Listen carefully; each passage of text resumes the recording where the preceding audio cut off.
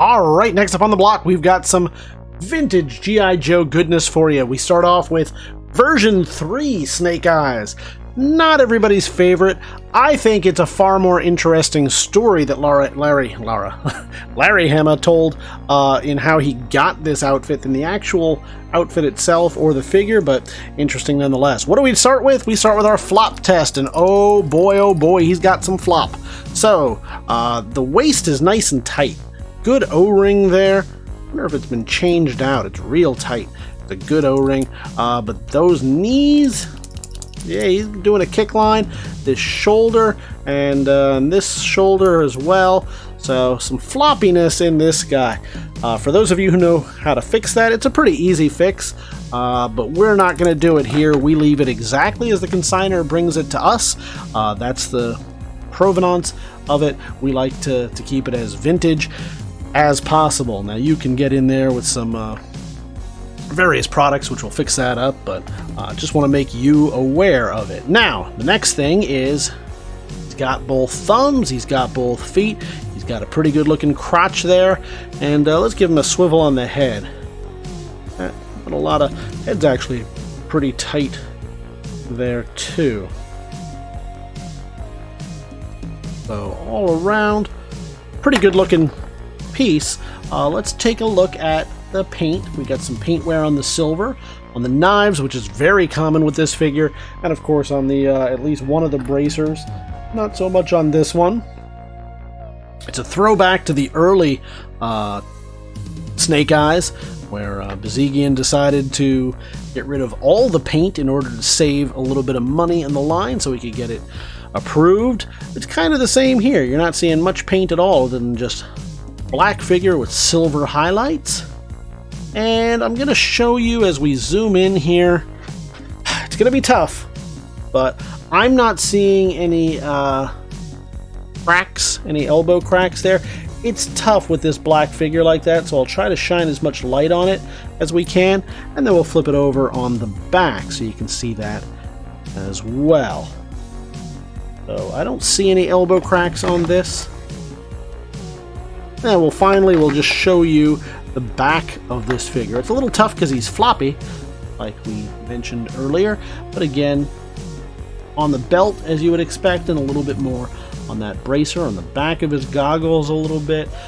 Pretty common with that silver paint, especially on any upraised surfaces. But all around, a pretty good figure if you love 89 figures, if you love Snake Eyes. It's hard to imagine between 82 and 89, this is only the third one made.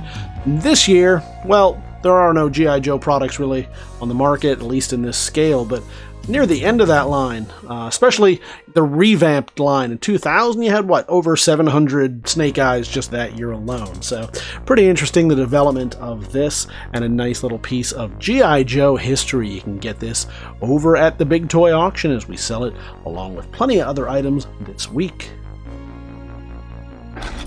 Next up on the block, we've got for you Lowlight, one of my all-time favorites. I love Lowlight. That was one of the ones I really wanted as a kid. I got him and Lifeline, I believe, together at the same time. Interesting kind of pair. I love this figure. You know, it was somehow weird. I never noticed he was blonde until years and years later. I mean, he's shockingly blonde. I just figured, you know, as a night reconnaissance guy, you would kind of tuck that under the night watch or the nightcap a little bit more, but what are you going to do? All right, so here we go. We've got the first thing is the flop test.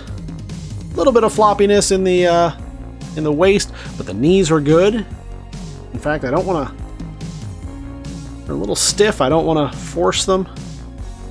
I'll allow you to do that. Not allow you. I mean, it's yours. If you buy it, it's yours. But I will give you the honor of being the first to do that in a while, since our consignor. All right, it's got good thumbs on it, good boots on it, and the crotch is looking pretty nice. Paint wear, let's check that out. I don't really see much at all. Maybe right here. I think that's actually a paint misapplication more than any wear right there, but whoop, you don't need that size marker right now. You know these are 3 3/4 inches. We'll show you that. We'll zoom it in. See if we can show you any of the I don't see any elbow cracks here. I will flip it over. Same on the back. Overall, looking pretty good. Not a ton of wear anywhere on this. A lot of times his hair will wear pretty good. I'm seeing, is that just a harsh shadow? I think that's just a harsh shadow. I don't even think that's any wear. So all around, pretty good looking figure right here. Does not come with any accessories or weapons, but that's fairly common with these. There are some weapons and accessories later in this auction. I believe maybe even 1 or 2 for him, but unfortunately this was just the way that our consignor brought them to us. So check it out at TheBigToyAuction.com. You can see this and all the other guys we got coming at you. Next on the block, we've got for you from 1986, this is Iceberg. Looking pretty good there. Tough because he's got that white outfit on a white background. It's a little bit tough. Can we move that out the way? Oh, that might actually be better. Ooh, look at that. We'll still leave the size marker here. Why? I don't know. You know what the size these are, but we like to give full disclosure. So let's check them out. First thing is that flop test. Floppity floppity flop. A little bit of flop in the waist.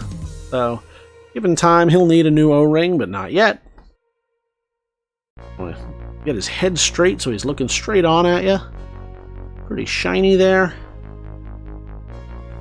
Knees are looking pretty good. They bend all right. Got both thumbs, and I'll put him back over on this side just so you can see the green of the thumbs. That doesn't stand out too good on the white or the black background.